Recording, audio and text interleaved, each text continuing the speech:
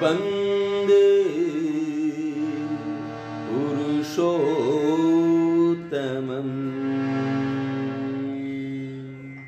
वन्दे लोकतिलकं सततवार्ता विभूषणं अमर कीर्त्युत्सारणं प्रबुद्धं लोकजीवनं प्रणय प्रमत्त जागतिपरं वन्दे जीवन जीवन सत्पुरुषं परम प्रेममय श्री श्री ठाकुरेर श्री चरण कमले आमार अनंत कोटि भक्तिपूर्ण प्रणाम। परम पूज्यपाद श्री श्री आचार्य देवेर श्री चरणे आमार अनंत कोटि भक्तिपूर्ण उपस्थित सकल दादा ओ मायेदेर यथास्थाने आमार प्रीतिपूर्ण रानंदित जय गुरु ओ प्रणाम जानाई। आशा करी सकले भालो आछेन एवं सकलेर सर्वांगीन मंगल प्रार्थना परम प्रेममय श्री श्री ठाकुरेर श्रीचरणे जानिए आजकेर भिडियोटी आरम्भ करते चलेछि। आजकेर भिडियोटीते आमरा जानते पारबो जे आमादेर यश ख्याति वित्त वैभव किभाबे अनेक थेके अनेक होबे, आमरा किभाबे श्रेष्ठ ऐश्वर्यवान होते पारबो, आमरा किभाबे श्रेष्ठ ऐश्वर्यवान होते पारबो এই বিষয়ে আজকে আমরা আলোচনা করব এবং এই আলোচনার ভিত্তিভূমি হচ্ছে পথের কড়ি পরম প্রেমময় শ্রী ঠাকুরের গ্রন্থ সদ্গ্রন্থ পথের কড়ি থেকে আমরা পাঠ এবং আলোচনা করব। তো আসুন দীর্ঘ সময় ব্যয় না করে অতিবাহিত না করে আমরা সেই পাঠের দিকে যাই। তোমার অভিলষিত যা তা পূরণের উপকরণ জ্ঞানে অর্থকে স্বীকার করিয়া পারো বা না পারো, হোক বা না হোক, তাহারই উপার্জনের ধান্দায় কত প্রচেষ্টাকেই ব্যর্থ বা ফলপ্রসূ করিয়া তুলিয়াছ। এতটুকুর কথা আগে আমরা আলোচনা করে এগিয়ে যাই। তোমার অভিলষিত অর্থাৎ আমার আকাঙ্ক্ষিত ইচ্ছা, আমার যে অভিলাষ আছে তা পূরণের জন্য, তা পূরণ করার জন্য যেসব উপকরণ, যেসব আবশ্যকীয় জিনিস দরকার সেই জ্ঞান করিয়া অর্থকে স্বীকার করি, অর্থকে স্বীকার করি বা করতে পারি বা না করি, সেই অর্থই আমার উপকরণ হোক বা না হোক, সেটাকেই আমি উপার্জন করার ধান্দায় কত প্রকার চেষ্টা করে থাকি আমরা, নাকি? আমরা অনেক প্রকার ভাবে একটা ব্যর্থ হলে অর্থাৎ ফেল হলে আরেকটা, সেটা ফেল হলে আরেকটা, এমনি ভাবে একের পরে এক আমরা অর্থ উপার্জন বা আমার যা ইচ্ছা সেটাকে পূরণ করার জন্য অর্থই হচ্ছে মাধ্যম। সেই অর্থ উপার্জনের ধান্দায় আমরা চেষ্টার পর চেষ্টা, চেষ্টার পর চেষ্টা, চেষ্টার পর চেষ্টা করেই চলি, তা যে কোনো প্রকারেই হোক না। এবং সেই চেষ্টার মাধ্যমে আমরা কতবার সাকসেসফুল হই, ফলপ্রসূ হই। ঠিক তেমনি তার পরবর্তী বাণীর অংশটি, তেমনি তুমি তোমার আদর্শ অথবা প্রিয় পরমকে নিজ সার্থক জ্ঞানে বেশ করিয়া বুঝিয়া সুঝিয়া তার অবস্থা ও প্রয়োজনকে নিজের অবস্থা ও প্রয়োজন অনুভব করিয়া তৎপরিপূরণ উদ্বুদ্ধতায় শ্রেষ্ঠ যাজন কর্মমুখরতার সহিত তারই অবস্থা ও প্রয়োজন পূরণ প্রচেষ্টায় নিজেকে নিয়ন্ত্রিত করিতে থাকো। এখানে শ্রী ঠাকুর কি বলছেন যে তুমি তোমার আদর্শ, আমার আদর্শকে, আমার আদর্শ শ্রী শ্রী ঠাকুর অনুকূলচন্দ্র। হনুমানজির আদর্শ কে ছিলেন? শ্রীরামচন্দ্র। সুদামার আদর্শ কে ছিলেন? শ্রীকৃষ্ণ। অর্জুনের আদর্শ কে ছিলেন? শ্রীকৃষ্ণ। বিবেকানন্দের আদর্শ কে ছিলেন? শ্রীরামকৃষ্ণ পরমহংসদেব। শিবাজি মহারাজ শিবাজি, তার আদর্শ কে ছিলেন? গুরু রামদাস। এমনি ভাবে যে আদর্শ আমার আছে, আমার প্রিয় পরম তিনি, সেই প্রিয় পরমকে, পরমের স্বার্থই আমার স্বার্থ, এইরকম জ্ঞান করিয়া তাকে বুঝতে হবে। তাকে বুঝে সুঝে তার অবস্থা, সে কিভাবে আছে, তার কি প্রয়োজন, তিনি কি চান, কি হলে তিনি খুশি হন, পুষ্ট হন, সেগুলিকে অনুভব করতে হবে, অনুভব করতে বলছেন।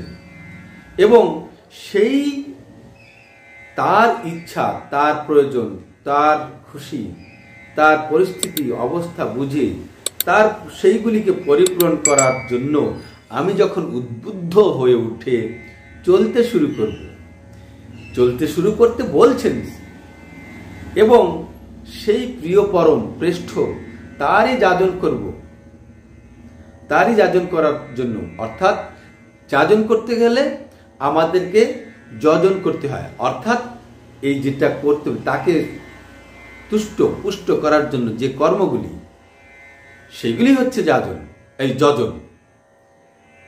এই যজন, এবং এই যজন করলে তখন যাজন হয়, তখনই প্রেষ্ঠ যাজন হয়। আর এই প্রেষ্ঠ যাজনের কর্মমুখরতা অর্থাৎ যজনমুখী, আমার ক্ষুদ্রবোধে এটাই বুঝি, যজনমুখী যদি হই তাহলে সেটা কর্ম, যজন করাটাই কর্ম। আর এই যজনের মাধ্যমে যে ক্ষেত্রটা তৈরি হয়, যে পরিবেশটা সৃষ্টি হয়, সেটাই যাজন। তাই যজনমুখী চলন অর্থাৎ কর্মমুখতার সহিত তার অবস্থা অর্থাৎ আদর্শের অবস্থা ও প্রয়োজন পূরণ প্রচেষ্টায়, যখনই আমি তার প্রয়োজনকে পূরণ করার চেষ্টা করতে থাকব প্রাণপণে, এবং তার প্রয়োজনকে পূরণ করতে গিয়ে আমার বৃত্তি প্রবৃত্তি সবকিছু নিয়ন্ত্রিত করতে করব,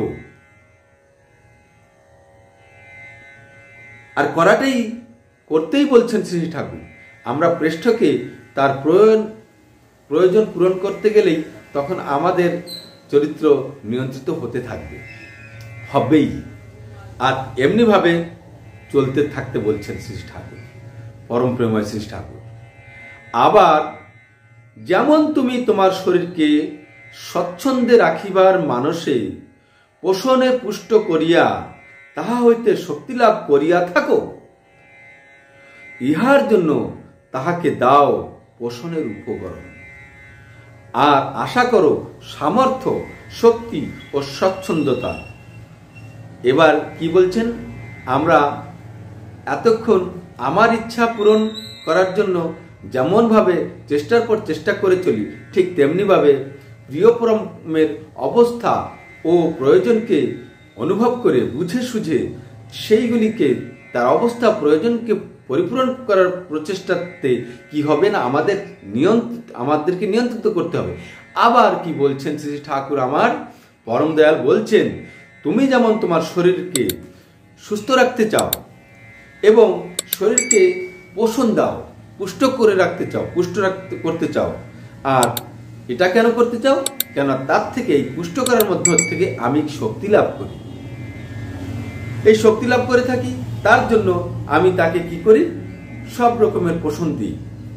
কেন দিই, আমি এই আশা করি যে এই পোষণের দ্বারা আমার শরীর সামর্থ্যবান হবে, আমার শরীরে শক্তি আসবে, এবং একটা শরীরে একটা স্বচ্ছন্দতা অর্থাৎ শরীরে নিরোগ এবং স্ফূর্তি বজায় থাকবে সবসময়, সেটাই আশা করি, তাই তাকে পুষ্ট ও তুষ্ট করি।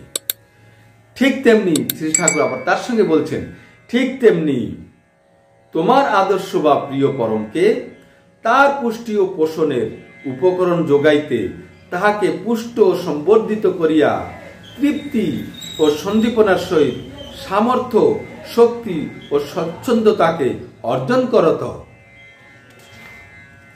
উপার্জনী আহরণ মুখরতায় ইষ্টানুপ্রাণনে অঢেল চলনায় চলিতে থাকো, দেখিবে তোমার আহরণ প্রবৃত্তি স্বতঃ হইয়া তোমাকে শ্রেষ্ঠ ঐশ্বর্যে সমাসীন রাখিবেই। বাণী সংখ্যা 19। এইখানে দেখুন, এই যে আমাদের শরীরকে আমরা পোষণ দিই, স্বাচ্ছন্দ্যে রাখার চেষ্টা করি। মানে কেন রাখি? ঠিকভাবে খাদ্য যা যা আবশ্যক, যা যা হলে আমার শরীর পুষ্ট হয় সেই সব পোষণ দিই। কেন দিই? কেবলমাত্র আমার শরীরে সামর্থ্য আসবে, শক্তি আসবে এবং স্ফূর্তি আসবে, এইসবের আশাতে।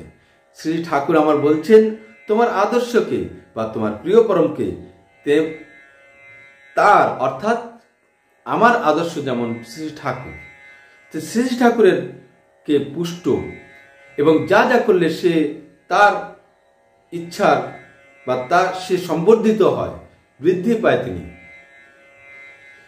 তাকে তৃপ্ত করতে হবে অনুরাগ সন্দীপনার সহিত। আর সে যাতে সামর্থ্যবান হয় আরো। আমরা কি করতে পারি?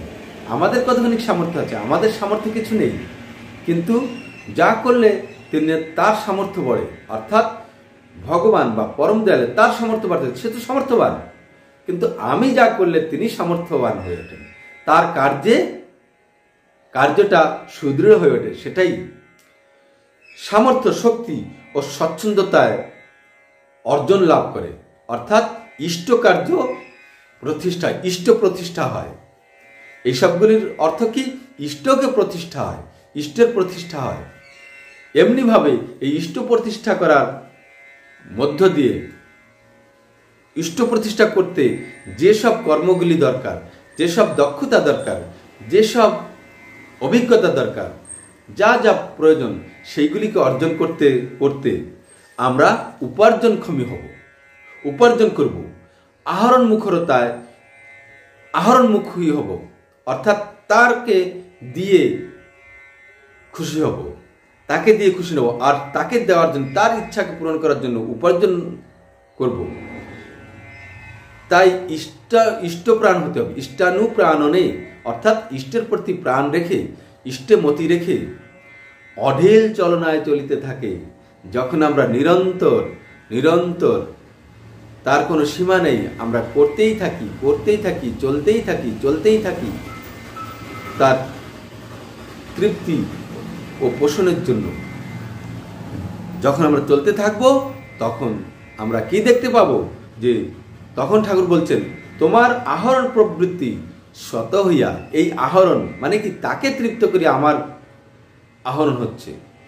এই যে প্রবৃত্তি যখনই পুষ্টতুষ্ট হয়ে উঠবে, তখন স্বতঃ, অর্থাৎ আপনা থেকে, যখনই এটা আমার রক্তে ঢুকে যাচ্ছে, তখন আমায় শ্রেষ্ঠ ঐশ্বর্যে সমাসীন রাখিবে, তোমাকে শ্রেষ্ঠ ঐশ্বর্যে সমাসীন রাখিবে। বাণী সংখ্যা 19। শ্রেষ্ঠ ঐশ্বর্য মানে ধন, দৌলত, সম্পদ, যশ, খ্যাতি, জ্ঞান, গৌরব, সবকিছু আমারকেই সমাসীন করবে, আমার কাছেই থাকবে। তো তাহলে দেখুন, আমরা আমাদের অভাব, অনাটন, বিভিন্ন দুঃখ, দৈন্য, দরিদ্রতা, এগুলি যাবে কিভাবে? এর মাধ্যমে। আর এই সবগুলি তখনই হবে যখন আমরা মন প্রাণ দিয়ে ডিপি ওয়ার্কটা করব। তার মধ্যেই যাজন ইষ্টবৃত্তি সচ্ছল হয়ে উঠবে। আর এইভাবে করতে করতে আমরা তার অবস্থা ও প্রয়োজন পূরণ করতে পারব। তিনি কি চান? আমার আদর্শ প্রিয় পরম প্রেমময় শ্রী ঠাকুর কি চান? আচার্য হি ঈশ্বর, আচার্যদেব কি চান? DP work.